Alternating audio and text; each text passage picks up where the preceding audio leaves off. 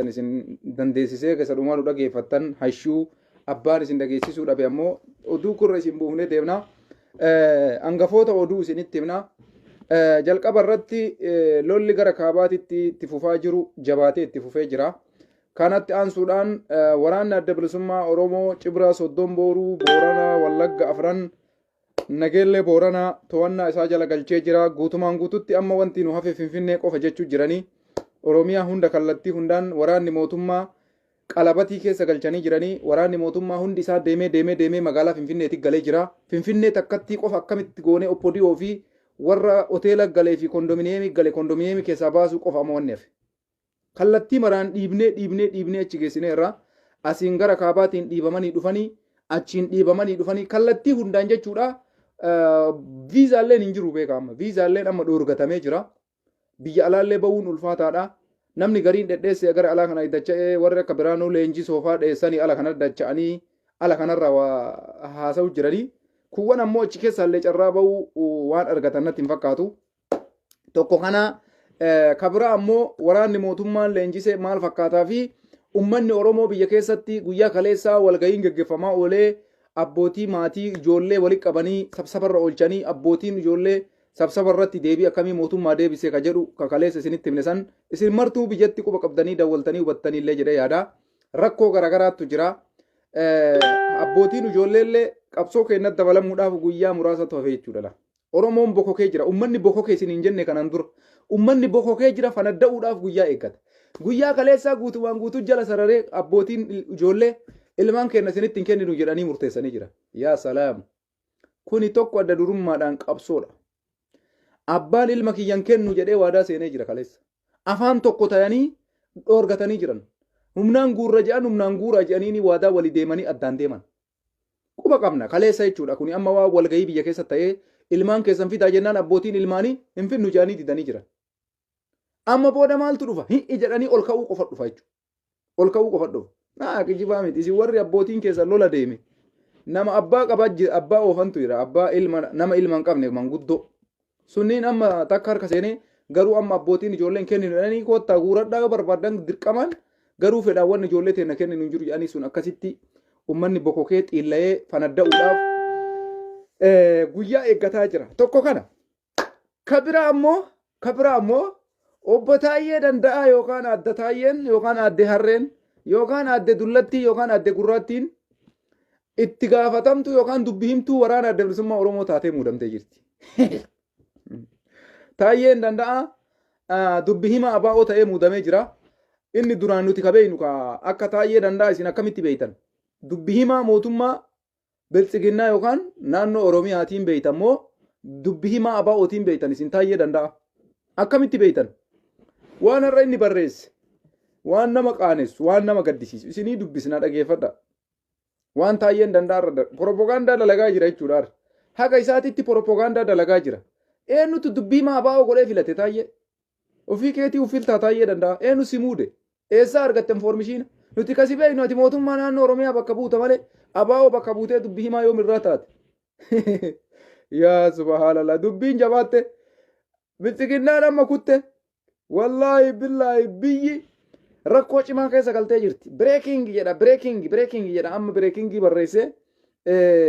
Kabira ammoo sa'a tokko dura waan inni barreesse amma ammoo breaking jedhee barreesse kunoo maa inni breaking tana qawween jedhe Gujii Bahaa Aanaa Gummii Eldalloo ganda malkaa gubbitti seenaan hojjetamee jira jedha. Ijoolleen fayyaaleeyyiin firooma wayyaanee fudhatuu didan.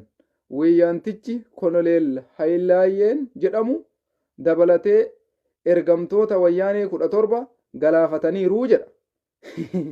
Dubbi himaa abaa'oo ta'ee muudame Taayyee. Dhageeffatanii kun amma waan amma inni gabaasaa jiru ka jalqabaa inni gabaase isinitti himna. Har'a maal jedhee gabaase beeytanii? Dubbi himaa abaa'oo ta'ee muudamuu barbaadana fakkaattee aangoo barbaadaa jira Taayyeen Danda'aa. Waa'ee waraana adda bilisummaa Oromoo irratti propagaandaa dalagu jira isaatitti inni propagaandaa dalagaa jira. Shaneen wayyaanee waliin firooma ammaataa gootee nama 12 aangoo kenniteefii jirti. Jeneraalonni wayyaanee namni 12 muudama argatanii jiranii jira. Abaa'oo keessaa dhufanii namni 12 muudama argatan. Essayyo baga muudaman. Mintaa maxaallee leebaa ushaa. wayyaanee miti yoo danda'ame Ameerikaa irraa dhufee muudame minaa gabbaante siin galchu. Kuni deebii kooti. Ajajoota 12 wayyaanee keessaa dhufee waraana adda bilisummaa Oromoo keessatti yoo muudame assayyoo jennee fudhanna assayyoo. Taammanyi bayyanee nuu wayyu jararra. Suyyum masfin nuu wayyu jararra. Daani'eel Kibriitirra isaanuma nuu wayya. Taayyee kiyya gubatte malee propaganda ati dalayduuf bakka hin kenninu. Jeneraala 12 miti jeneraalli 30 Tigraay keessaa dhufee yoo waraana san keessa muudame assayyoo jennee fudhanna assayyoo. Assayyoo mintaa maxaalle. Wanni fiduu dandeessu takka hin jiru. Propaganda feete hin dalagi homa feete fiduu hin dandeessu. Tokko kana jeneraalonni 12 lolchiiftuun 12 Tigraataan bakka buufamanii Tigraay keessaa dhufanii waraana adda bilisummaa Oromoo keessaa isin lolchiisuu hin dandeettan jedhamanii jara keessaa dhufanii bakka bu'anii je inni maal dalagaa jira propaganda dalagaa jira. Nuti hoo maal jennaan yeroo taa'een jeneraalli 12 naannoo Tigraay keessaa dhufee aba'oo bakka bu'e nuun jedhu kana assayyoo jennee ni fudhanna. Ashuu welkaam baga dhuftanii baga muudamtanii jennaan. Isinii galee baga dhuftanii baga muudamtanii jennaan. Mangistuu Hayilemaariyaam fudhachuurra warruma beerasabii jedhee federaalizimii nuun jee kana fudhanna. Taayyee kiyya. Si galeemi suyyum masfin andaargaachoo tsiggee biraanuu naggaa irra jeneraala 8 mi 12 mi jeneraala 50 dhufee yoo bakka bu'ee waraanni adda bilisummaa Oromoo muudama kennuuf taate yoo jaalmarroo muudama kenneef yoo waraanni adda bilisummaa Oromoo taqabbalee fudhate siin galchu ati dubbi hima abaa'ooti miti. Ati waa'ee abaa'oo keessa wanni si galche hin jiru hin fudhannanu abbaa fedhe haa muudan nuu ta'ee jira taayyee danda'a maaltu si galche nuu ta'ee fudhanne fudhannee jirra. Tokko kana asumaan deebisi haa ta'u. Isin marti deebii kana deebisaaf itti dhiisa. Jarree isaaniititti lubbuun kokkeetti ol galtee ennaan akkam goonee waliin dhooyinaadha kaayoon isaanii. Jeneraala 12 miti jeneraalli 50 Tigraay keessaa dhufee yoo waraanni adda bilisummaa Oromoo muudama kenneef assayyoo jennee harka lamaan cabaacafnee fudhannaa jechuudha. Oromummaa kijibaata isin deemtaniin sannullee amma walitti baannannee jirra. Tabaannan waala humboala. Qaldiin hin jiru amma booda. Oromoo qulqulluu ka akka Jawaar Muhammad nusuu akka sooftii adii kana mana hidhaa keessa keettanii jeneraalonni 8 muudame Tigraay keessaa nuun jettee nu gowwoomsuu barbaadda qoshaasha. Hin danda'amu kun. Hin danda'amu. Si galee Oromummaa qulqulluu yoo barbaadde nama Oromoo qabsaa'u yoo barbaadde Oromoo qulqulluu yoo barbaadde jaalmarroo dirribaati. Nama jaalmarroo muude assayyoo jennee fudhanna assayyoo. Assayyoo Tigraay keessaa haa fidu Eeltiraa irraa haa fidu Ameerikaa irraa haa fidu Suudaanii irraa haa fidu Dabuub Afrikaa haa fidu bakka fedhe haa fidu nama jarri muudama kennaniif hin fudhanna minaa gabbaante. Ati bilxiginnaa akka buutee dubbii himaadha.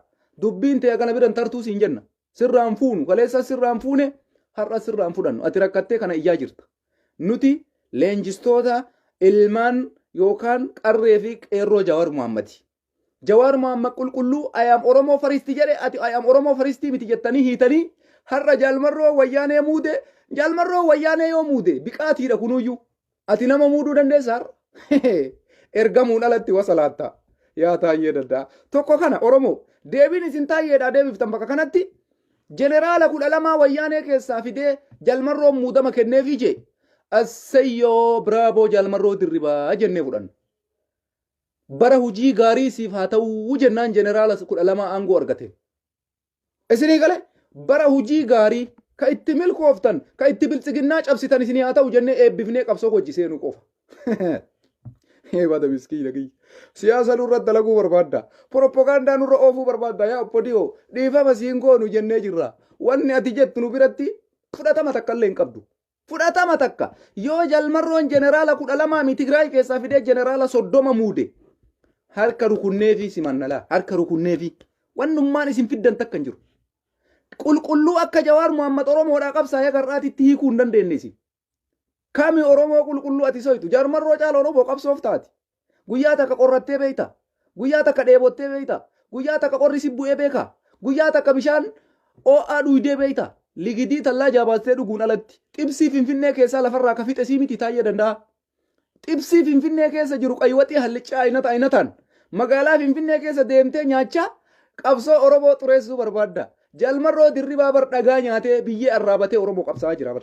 Biyyee arraabatee waraanni adda bilisummaa Oromoo biyyee arraabateeti akka keetitti xibsii magaalaa Finfinnee keessa taa'ee hallichaa qaywaxii gosa gosaan nyaataa waa'ee Oromoo irratti propagandaan dalagu. Nuti har'a jeneraala wayyaanee 12 muude jettee mi jalmarroon itti dabalii 50 godhii jaanan. Siiqalee taayee danda'a. Itti dabalii 50 nuu godhii galatoomi bara hojii gaarii siif haa ta'uu bilchiginnaa balleessaa injifannoon galaa jennee eebbifnaa jechuudha. Wannummaan ati ijjituuf takkallee jiru. Bilaashatti qubni isin dhukkubiin barreessaa ooli. Itti na hin hafinnee biyyee itti rarra waan ati barreessitee dhuftu guutuu. Haga feesbuuka qayyartanitti, haga feesbuuka balleessitanitti, haga guututti waasaappii balleessitanitti hin balleessine dhaartaniimi. Balleessaa waasaappii, balleessaa feesbuuka, balleessaa telegiraamii, balleessaa tiwiitarii Itoophiyaa keessa. Saniin alatti waan taayeen danda'a barreessu takkatti nu jirra ooluu hin dandeessu. Ati har'a Oromoo kanaan burjaajessuu dhufte. Oromoon Jawaar Mohammad Ayyaam Oromoo faristi jedhe maa hiite jedhe osoo si gaafate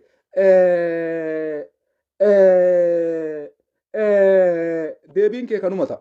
Waan biraa deebisuu hin dandeessu. Jawaariin maa hiitanii xayyiif juntaa miti wayyaanee miti Oromoo faristiidha maa hiita yoo jedhanii taayee danda'a gaafatan.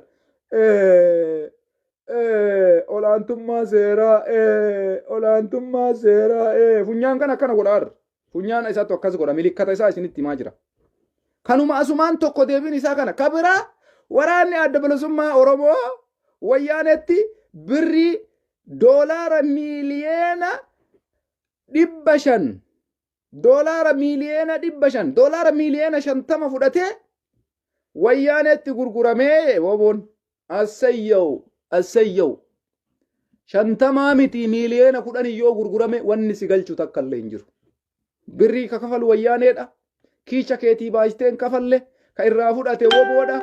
Kiicha keetii baafteen kennineef maalumatu si galche yaa taayye kiyya. Maalumatu si galche. 50 miti. 10 yoo bitta tama 50 miiliyeeni doolaarri miiliyeena 50 guddaadha iyyuu bara. 10 yoo ta'e ati bilaasha bara amaaratti gurguramte. Ati bilaashatti hawaltiin calii calanqoo tirriktistiriidha jettee bara. Ati bilaashatti bara mililik abbaa kiyya jette. Bilaashatti osoo saantimiin takkasiin kafalamin mililikiifan du'aa mililikiifan faarsaa jette. Jalmarroo yoo birrii waraana adda bilisummaa Oromoo yoo doolaara miiliyeena 50 kennaniif maal rakkoo qaba. Assayyoo haa fudhatu. Assayyoo assay. Maaluma fiduu dandeessa. Ashuu bakka fudhatte fudhadhu illim godhi. Oromummaa qulqulluu hin kijiban. Namni Oromoo qabsaa'u obbo Dhiyoo keessa tokkollee hin jiru ilaalaa. Abbaan Duulaa maal jedha kaleessa? Maal jedha dhageettanii abbaa Duulaa? Intarvii dhufee waa'ee Oromummaa nutti himuu barbaada. Kaleessa maal jedha? TPLF waraana adda bilisummaa Oromoo caalaa namni natti aanu firri kiyya. TPLF jedha. Kaleessa dhufee isaan martuu xilaata kennaa jedha. Abbaa Duulaa. Miskiinaati abbaa obbo Dhiyooti. Hangafticha. Kaleessa dhufee lachuu xilaatadha. Kanaan dura lamaan xilaatamaan godhin gaafa jarri aangoo qaban. Firri kenna TPLF OLF xilaata kennaa jedha. Kaleessa OBN irra bahee yaa salaam lachuu xilaata jedhe.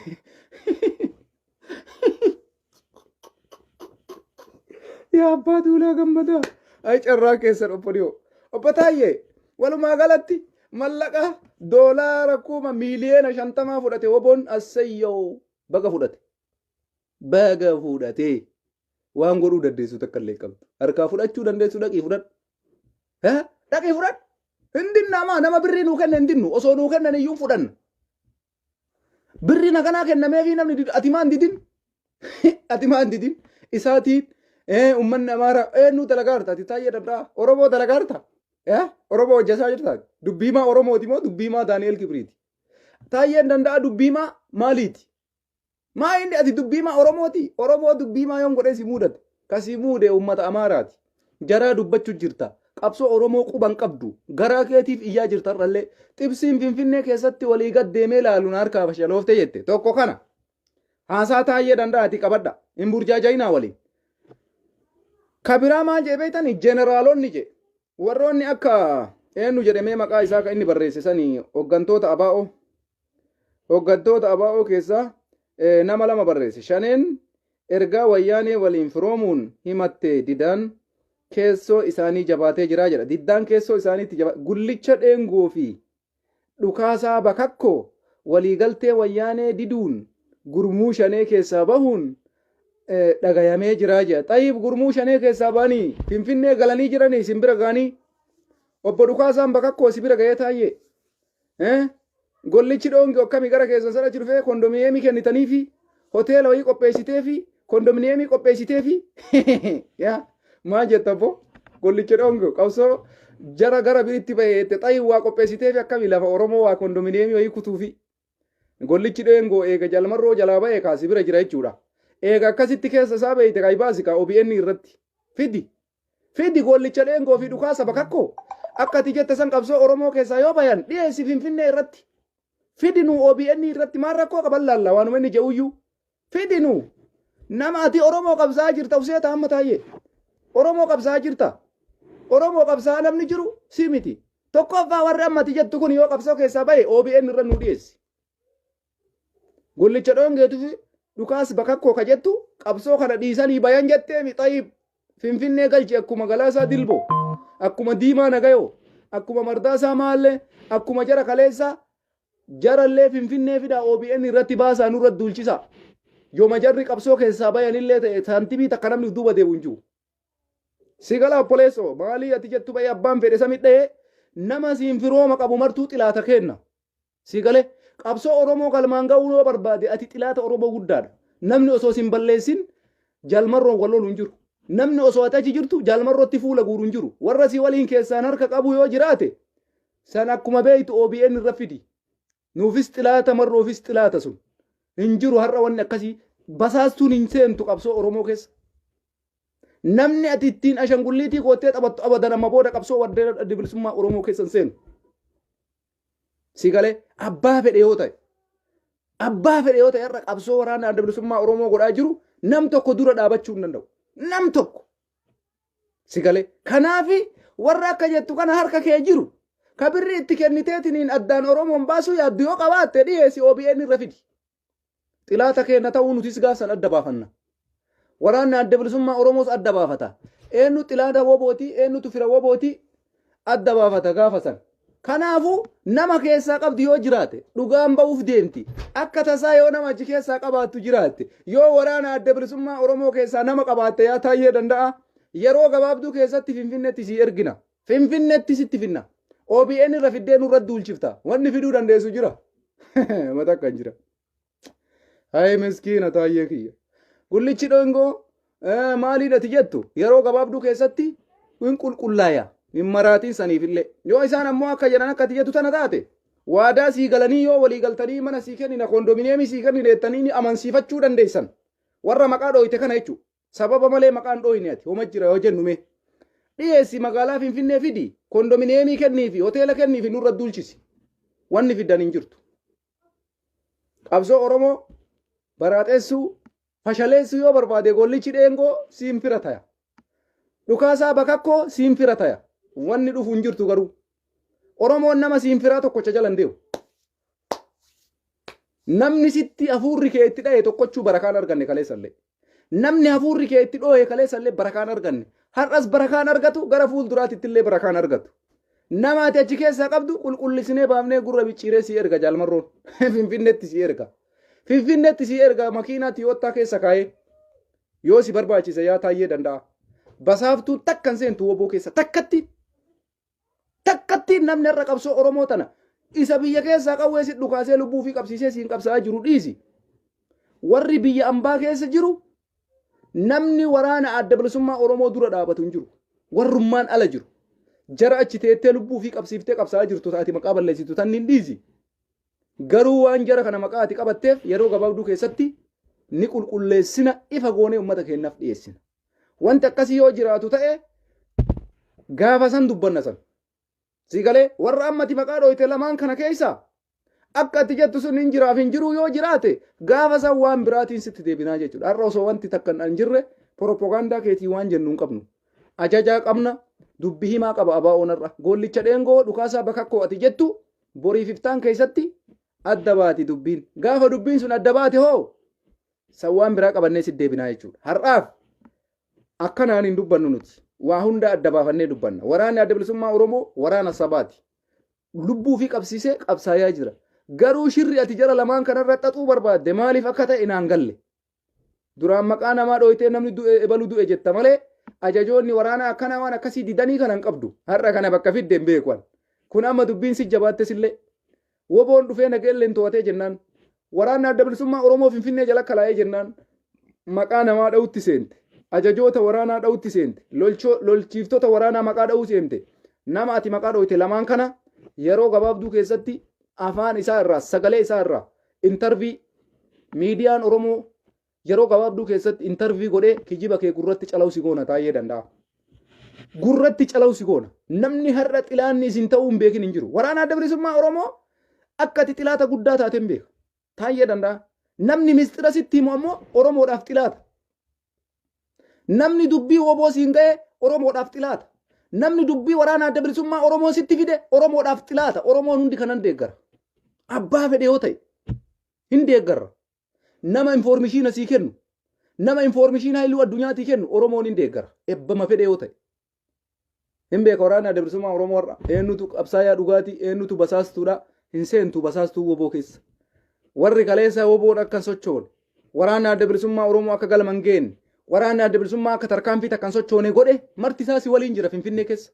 Hundi isaanii kun biyya alaa kana jirti kun ammoo Finfinnee jiran akka jiraniin hoteela galanii hundi isaanii har'a waan akkasii tasumallee argachuu hin dandeessu. Kanaafi ergaan anasumaan dabarsuu barbaadu waraana adda bilisummaa Oromoo ta'ee dubbi himtuu yookaan wal qunnamtii waraana adda bilisummaa Oromoo Najaat Hamzas ni jirti.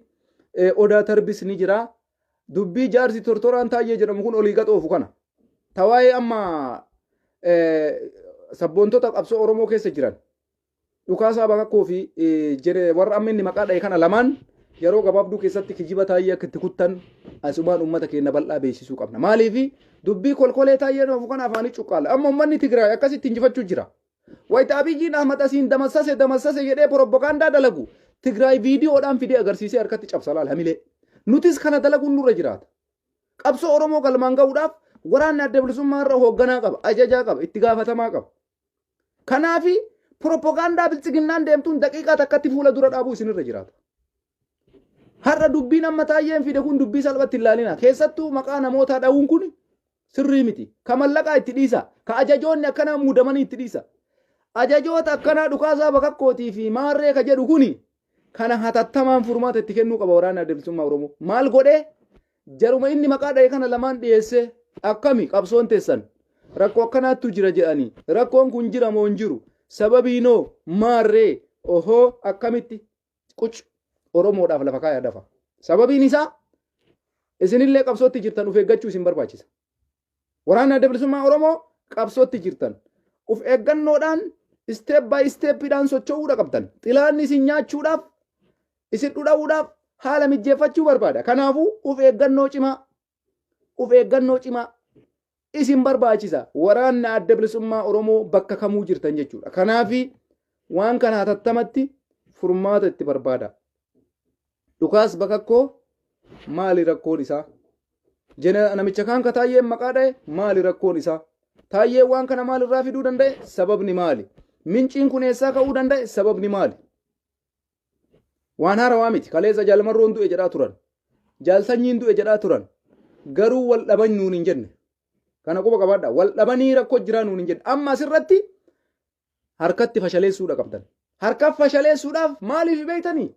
Nam tokko wayita waasit darbatu san injifachuu yoo barbaadde dhugas haa ta'u dharas haa ta'u ummata biraan ga'uudha qabda. Jalmarroo waliin ka jiru Oromoodha. Oromoo waliin ka jiru woboodha. Walii galanii filatan walii galteedhaan waa mara godhan.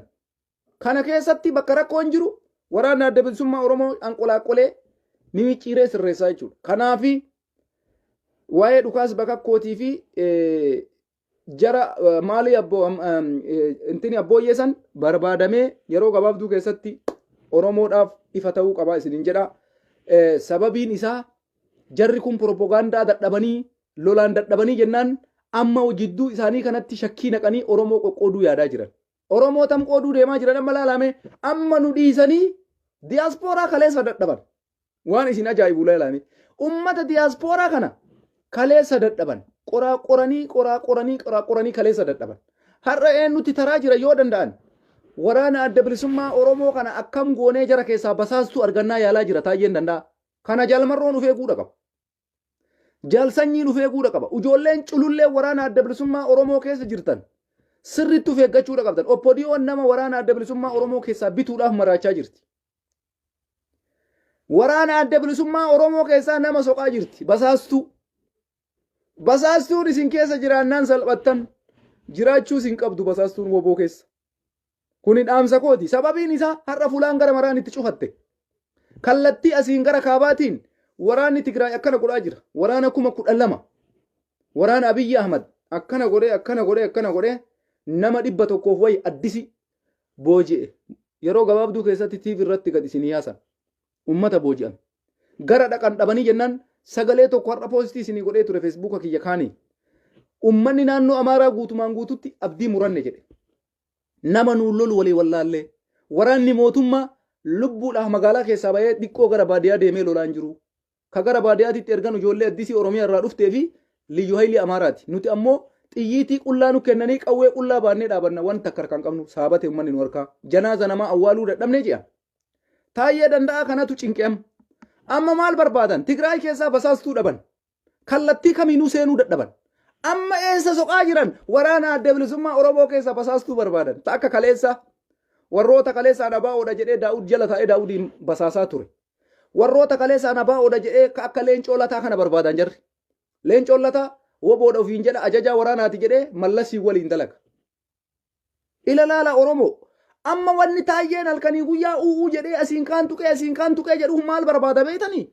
Waraana adda bilisummaa Oromoo kana keessa akkami basaastuu argannaa soqaa jiran. Basaastuun jiraachuudhaan qabdu. Hundi keessan wal eeguudha qabda. Waraana adda bilisummaa Oromoo gizeen kun gizee wasaanyiidha. Gizeen kun gizee qawxiiti. Gizeen kun gizee tokkummaa keessaniin injifannoo duratti ooftanii malee gizee ODDUU'tti informeeshina keessan kennattanii miti. Rakkinnuma feetan yoo qabaattan keessoo keessanii xumuradhaa malee ODDUU'n hin gahina. Namni rakkoo kee ODDUU'dhaan geettatti mataan kee basaaftuudha. Woboo keessallee jiraadhu. Dhiifama naa godhaa garuu. Informeeshina keessan fuutanii ODDUU'n geettan taanaan ati mataan keetuu rakkoo qabdaa jechuudha. Woboodhaaf lolaan jirtu. Oromoodhaaf qabsaa'an jirtu. Qaxxitaa qabsoo Oromoo keessaa baatee waraana mootummaatiif dabalamu sirra jira jechuudha. Sababiin isaa kaleessa Oromoodhaaf eega qorra keessa dhaabatte har'a wanni achi keessa ta'anii ODDUU'dhaan informeeshina kennaniif hin jiru. Hagammaatiitti kan argachuu dadhaban. Wanni har'a taayyeen dhukaas bakakkoo fi gammachuu abbooyyee maqaa kaaseef sababa biraatiif miti. Woboodhaan adda baanii jiranii jarri lamaan hin fudhannu jedhanii sababiin jarri hin fudhannu jedhan Tigraay waan ta'eef sababiin isaan hin fudhanneef maali? Abiyyiin kophaa isaa lolaa jira. Eltiraa dabalatee lolaan hin jiru. Isiyaas Afwarqii dabalatee lolaan hin jiru. Waraana Amaaraa dabalatee lolaan hin jiru. Basaaftuu woboo keessa jiraachuudhaan qabdu. Kanaan dura hin jirtu har'a boodas hin dhalattu. Hin dhalattu har'a boodas. Kanaafi waraana adda bilisummaa Oromoo nama shakkii akkana irraa qabdu hatattamaan uummata keenyatti beeksisi. Uf eeggannoo uummanni godhuudha qaba. Rakkoon ODDUU'n keessa galte har'allee rakkoon dhufaa jira. Kanaafi eenyumaayyuu taatanii amanuun isinirra hin jiraatu. ODDUU bira dubbiin geette rakkoodha jechuudha. Kanaaf adaraa waan kana hatattamaan uummata keenyatti ifa baasuun dirqama keessanii ajajaa waraanaa adda bilisummaa Oromoo Jaalmarroo Dirribaa basaasummaa waa'ee taayyeenoof waa'ee birrii gosh ajaa'ibatti fudhadha isinii kennamnaan sirritti fudha. Muudama namaa kennu abbaa feetan muuda. Garuu isin keessa taa'ee namni ODDUU'dhaa dalagu yoo jiraate suni badaadha beekadha. Isin keessa taa'ee informeeshina namni taayyee kennu jiraannaan qabsoon teessan salaam aleekum. Kanaafi kun eeggannoo cimaa barbaachisa. Kuni uf eeggannoo cimaa godhuu qabdan. Dhukaasaa bakakkoo gammachuu abbooyye hin qoratamu, hin gaafatamu maali rakkoon isin keessa jiru? Wanni taayyeen jedhu kun eessaa dhufe? Isin maal taayyeen jettanii qabdu? Taayyee dawwaltanii hojjaa sooftammoo? Haayilutti dawwaltanii hojjaa sooftammoo dubbii akkanaa eessaa fiddan isin? Eessaa fide taayyee waa'ee keessan maqaa keessan barreesse. Hatattamaan deebii argachuudha qaba. Kuni ergaa kooti. Sababiin isaa basaaftuun woboo keessaa ODDUU'n argatte taanaan waan dura deemtan takka illee hin qabdan. Sababiin isaa xilaan isin keessa namni xilaa of keessaa qabu injifachuu hin danda'u. Abiyyi har'a maaltu isa fashaleesse hin beektaniisi? Keessa isaattu kolkoleedha. Keessoon isaa kolkoleedha. Nama isa basaasu hin beeku. Naannoon Amaaraa marti Tigraay waliin jira. Oromiyaa akka jirutti Tigraayiif basaasa. Sagaleedhaan erguuf bilbilanii itti himu jala garagalanii informeeshina waraanaa kennuuf Uma takka fiduu dadhabe abiyyiin waraana biyyi tun qabdu hunda qabatee diroonii qabatee lokoftorii xayyaara qabatee taankii madfii qabatee waa takka fiduu dadhabee kun warra u'uu jedhee garana utaalee garas utaalee kef jedhee hafe kef basaaftutu kana isa godhee jechuudha. Informeeshiina isa keessaa bahutu isa kana godhee jechuudha. Kanaaf waraanni adda bilisummaa Oromoo Tigraay narra abiyyi wanni dadhabeef basaastuu dhabe. Basaastuu abiyyiin maqaletti erge Tigreen gootee ilala duguudee baastee Finfinnee deebiste. Achi booda namni isaa basaasuun dhabame harkaa cufate dubbiin isaa. Kanaaf waan sirrii dalaguudhaaf basaastuuf keessaa eeguu qaba. Kanaaf waraanni adda bilisummaa Oromoo waan amma taayyeen oofu kana marroodhaa fi dubbii maa waraana adda bilisummaa Oromoo yeroo gabaabatti waraana adda bilisummaa Oromoo kallattii jiru hundaan qunnamtanii haala sochii isaanii maal akka fakkaatu yeroo gabaabdutti jara kana lamaan intarvii godhuu qaban uummanni keenya. Miidiyaan Oromoo dhukaas bakka koofi gammachuu abbooyyee yeroo gabaabdutti intarvii godhuu qabanii rakkoon jara kanaa maal akka ta'e yoo ka jiraatu taate rakkoon adda baafamuu qabaa jechuudha. Kokkee qababe taayee kokkee waraanni adda bilisummaa Oromoo dhufee nageelleen qabatee agarraan kijibaa oofu ebaluu akkas ta'e woboo keessaa ba'e sababa kana ba'e jennee haa oofu kana fashaleessuu qabdan. Jalmarroon gaafa jarri du'ee jira jedhaniin gadi ba'ee viidiyoodhaan kunoo jira. Bara 2020 irraa 22 tokkotti seenne har'i guyyaan Janawaarii tokko jedhee dubbate. Kanaafi waa'ee dhukaas bakka koofi gammachuu abbooyyee kanallee waan taayyeen jedhu kana fashaleessuudhaaf gadi bayanii dubbachuu qaban. Sagalee isaanii dhaga'uu qabna, isaanirraa dhaga'uu qabna. Ajajoonni waraana adda bilisummaa Oromoolee dubbii maalleen wanni jechuu qaba. Informeeshinni wasaanyiidha. Informeeshinni wasaanyiidha. Kanaafi wayita abiyyiin dhufee taankii kana booji'ee magaalaa kanaan balleessa jedhu Tigraay maal godhaa ture? Ushatam fidaniituma jala gadi kaan kun olaala kijiba adii waraana nu boojine jedhan harkaa fashalaa'e achumatti hamileen isaa cabe waa takka sochoosuu dadhaban nutis bilxii kanaan socho'uu dhaqam rakkoo jarra ifidan harkatti jaamsuu qabna malee irraas fuunee cal'isneetuma yoo gara qabannee teenne shakkii nu keessa uuma. Oromoo hunda keessatti shakkii naqa gammachuu abbooyyee maarreen eessaa dhufee taayyee bilbilee informeeshiin akkanaa isaa fide taayyeen ka jedhu nama mara keessatti gaafii waan uumuuf gaafii kana nama mara keessaa baasuudhaaf hatattamaan jarri kun lamaan haasaa godhuu qaban. Waliin jiraatanii waliin jiraachuu baatanii rakkoo kennaa miti. Isaan uummata Oromootti murteessa. Garuu ifa bahuudha qaba saba Oromoo kanaaf. Qulqulleeffamuu qabaadha saba kanaaf. Kuni waadaadha. Maaliif nam tokko jecha namaa kana lafa malee waa namaan hin jedhu sareen lafantutti jira Oromoon. Taayyee danda'a jechuun hojii isaattu xiqqaadha malee aangoon isaa xiqqaa miti. Bakkeen aangoo isaa guddoodha. Sadarkaan amma inni aangoo qabu aangoon isaa baay'ee guddaadha. Dubbii himaa mootummaa naannoo Oromiyaa jechuun qallaalii miti. Garuu waan akkana qabu itti barreessu. Eessaa fide jara kana lamaan maaliif maqaa jaraa dha'uu danda'e maaltu jiraa ka jedhu kana gadi fageessee wanni akkanarraa dubbadheef Oromoo jidduutti burjaajiin akkan uumamne haa qulqullaa'u nu qulqulleessaa isiniin jechuu barbaanneeti. Wanti akkanaan jiraafi miti. Jiraatee dhiisee Oromoon gurra isaatiin dhaga'ee fala itti barbaaduun dirqamaa jechuudha. Kana tokko itti aansee wanti biraa ka jiru maa inni irreecha barana mootummaan Itoophiyaa nu bilisoomnee jirraa bilisoomtan isiniin ja'a irreecha barana koronaan dhufee jira jedhan irreechi dhufnaan koronaan dhufee jedhan koronaan dhufe irreechi dhufnaan koronaa waraana isaa ka leenjisu waraana dheengadda walitti qabee leenjisee agartanii nam tokko maaskii qabatee jira maaskii takkatti ofirraa qaba poolisiin maan inni dheengadda leenjise sun ummanni hiriira ba'u maaskii godhatee hiriira ba'aa jira namni hiriira ba'uun dhoorgin irreechi akkamitti dhoorgama yaa banii Adam kana Oromoo biyya bulchaa jiraatanii nu marqitanii Oromoon biyya bulchaa jira taayyeen faa waa'ee Oromootuu quban qaban jiran irraanfadhaa isinillee ummanni kuni takkatu waa'een Oromoo dhufa balaalleen hin dhufa amma maal jette Liyaa Taaddasaa ministeerri fayyaa Itoophiyaa jechuudha koronaa vaayirasiin dabalee jira irreechi baranaa deemuun hin jiru jette engadda hiriira ba'a jedhaniini Oromiyaa mara keessatti ummanni manatti nafne jedhanii nutti argisiisaa turan maaskii takka ofirraan qabu namni har'a irreechi dhufee jennaan koronaan dabalee jira marsaa sadaffaan jalqabee jira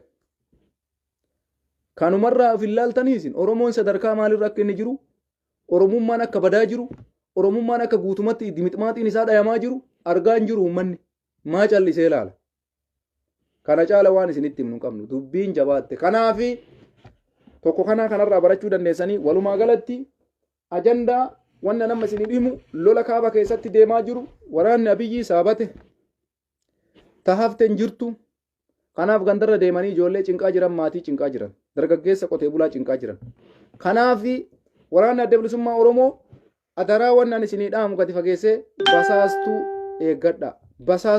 eeggadha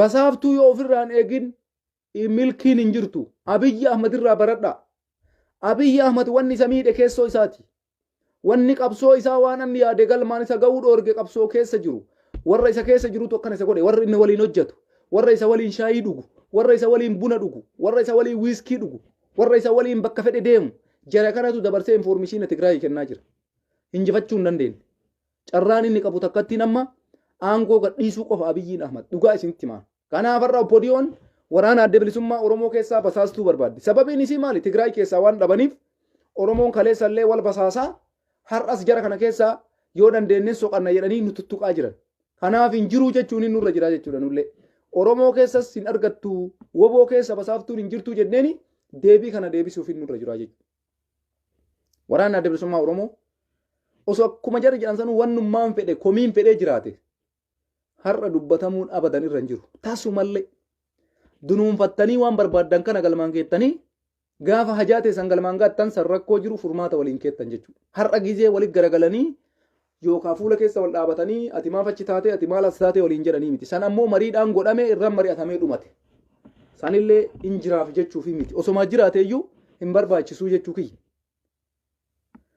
kanaafi agonuma dubbachuu barbaadaa ergama kana dabarfachuu seenee galatoomaa hundi keessanuu fayyaa ta'a waraana adda bilisummaa Oromoo jara kana lamaan yeroo gabaabduu keessatti akka interviinuu gootanii sagalee isaanii fiddanii taayee danda'a kijiba gurra isaatti calawu gootan asuma waamicha isinii dhiyeessinaa wanni kun waan Oromoo hundaaf barbaachisaa waan ta'eef namni baay'een shakkii godhaa maali namichi kun maalirraa ka'ee maqaa nama kana lamaanii barreessuu danda'ee eessaa fidee propagaandaa nagana ga'u maalii ka jedhu shakkii naman naqa waan ta'eef shakkii ummata keessaa balleessuudhaaf waan kana dirqama hojjechuu qabdanii isiniin ja'a